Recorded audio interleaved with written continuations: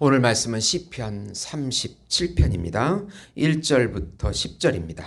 악을 행하는 자들 때문에 불평하지 말며 불의를 행하는 자들을 시기하지 말지니다.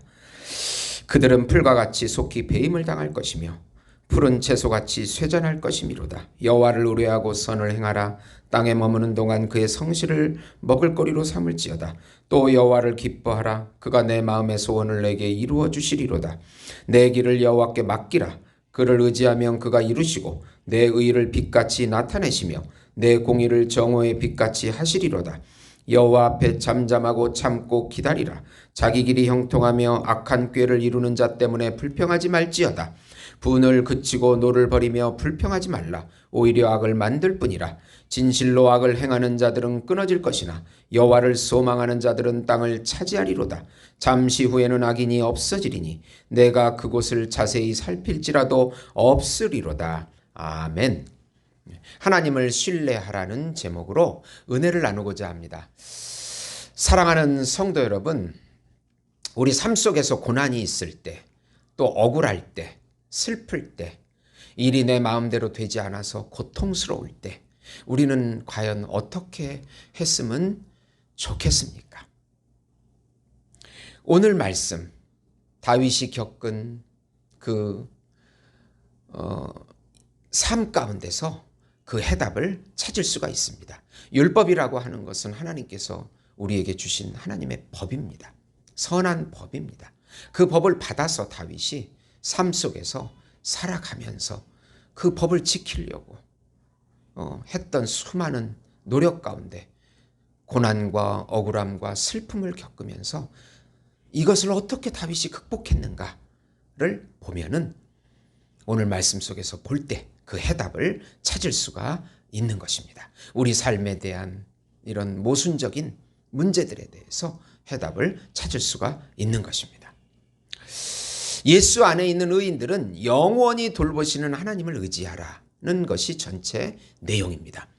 우선 억울할 때 여호와 하나님을 기뻐하고 의지하고 기다리라고 합니다. 다윗의 삶은 고난의 삶이었습니다. 억울한 일을 수도 없이 당했습니다. 악인으로 인해 실망과 좌절도 수도 없이 겪어야 했습니다. 정치인의 삶이란 것이 그런 것입니다. 수많은 배반 가운데, 아픔 가운데 그렇게 인생을 살아왔습니다. 그런 가운데 자기에게 상처 줬던 악인의 미래가 풀과 같이 속히 배임을 당하는 것 같다고 말씀합니다. 시기와 불평하지 말고 여호와 하나님을 끝까지 의지하고 기뻐하라고 합니다. 그가 마음의 소원을 이루어 주신다고 4절에 말씀합니다. 그리고 의인을 빛과 같이 나타내신다고 6절에 말씀합니다. 여호와 하나님 앞에 잠잠하고 참아 기다리라고 7절에 말씀합니다. 분과 노를 버리고 불평하지 말라고 합니다. 억울하게 했는데 어떻게 분이 안 나오고 노가 안 나올 수 있습니다. 그래도 입술에서 불평하는 말을 하지 말라고 합니다. 악인의 미래가 결국은 끊어지게 됩니다. 잠시 후면 그들이 없어지게 된다고 합니다. 여호와 하나님은 소망하는 자들이 땅을 차지하게 될 것이라고 9절에 말씀합니다. 다윗은 장인이며 왕인 사울에게 수도 없이 죽을 위기를 모면했습니다. 아내도 뺏기고 도망자 신세로 10년을 지내야 했습니다. 너무나도 억울했지만 하나님의 때를 기다리고 인내했습니다. 하나님을 믿고 의지하고 기다리면 하나님께서 반드시 인도해 주십니다. 하나님께서 우리 삶의 주관자이십니다. 하나님의 정의를 믿고 기다리라는 것입니다. 베드로전서 1장 6절에 보시면 그러나 너희가 이제 여러 가지 시험으로 말미암아 근심하게 되지 않을 수 없으나 오히려 크게 기뻐하는도다. 수많은 소아시아 교인들에게 박해로 인해 고통받을 때 잠시 근심하지만 오히려 우리의 내면은 기뻐한다고 베드로 사도도 말씀하고 있습니다. 두 번째로 악인을 벌하시고 의인을 살려주시는 여호와 하나님을 신뢰하라. 온유한 의인은 땅을 차지하고 평강을 누린다고 11절에 말씀합니다. 악인이 의인을 죽이려고 칼을 들어도 그 칼은 오히려 자기 양심을 찌른다고 말씀합니다. 악인의 팔은 부러지나 의인은 하나님이 붙들어 주신다고 17절에 말씀합니다. 의인의 기업은 영원하며 환난 때 부끄럼 당하지 않습니다. 복을 받는 자는 땅을 차지하고 저주받는 자는 땅에서 끊어지게 됩니다. 복과 저주가 여호와 하나님의 절대 주권에 달려 있습니다. 여호와 하나님은 의인의 길을 정하시고 길을 기뻐하십니다. 의인이 넘어질 수는 있으나 아주 엎드려지진 않는다고 24절에 말씀합니다. 우리의 삶의 고난을 통해서 우리가 실망하고 실족할 수 있습니다. 그러나 우리는 완전히 망하지 않습니다. 하나님께서 의인은 반드시 지켜주시고 축복해 주시기 때문입니다. 야고보서 1장 12절에 보시면 시험을 참는 자는 복이 있나니 이는 시련을 견디어낸 자가 주께서 자기를 사랑하는 자들에게 약속하신 생명의 면류관을 얻을 것이기 때문이라고 약속해 주고 계십니다. 세 번째로 악에서 떠나 생명과 성령의 법 안에서 살라. 의인과 그 후손은 복을 받습니다. 악을 멀리하고 선을 행하는 자를 영원히 보호받습니다. 의인이 땅을 차지하고 영원히 살게 됩니다. 의인의 마음에는 하나님의 생명의 법이 있습니다. 생명과 성령과 생명의 법, 죄와 사망의 법을 끊어버리고 성령으로 누려지는 법, 생명이 누려지는 은혜의 법이 그를 지켜준다는 것입니다. 은혜의 법이신 성령의 법이신 예수님을 소망하고 사랑하는 자들이 바로 하나님의 자녀들입니다. 그러나 악인은 의인을 살해할 기회를 찾습니다.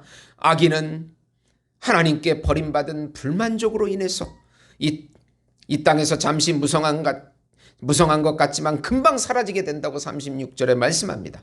의인은 온전하여 정직하고 화평하기에 평안을 누립니다. 여호와는 의인의 구원이시요 요새가 되어 주십니다. 의인들은 여호와를 의지하기에 악인에게서 건져 주십니다. 예수님께서 우리 안에서 영으로 말씀으로 임재하셔서 영원히 인도하시고 보호하시고 동행해 주십니다. 시편 37편 39절에 보시면 의인들의 구원은 여호와로부터 오나니 그는 환난 때에 그들의 요새시로다.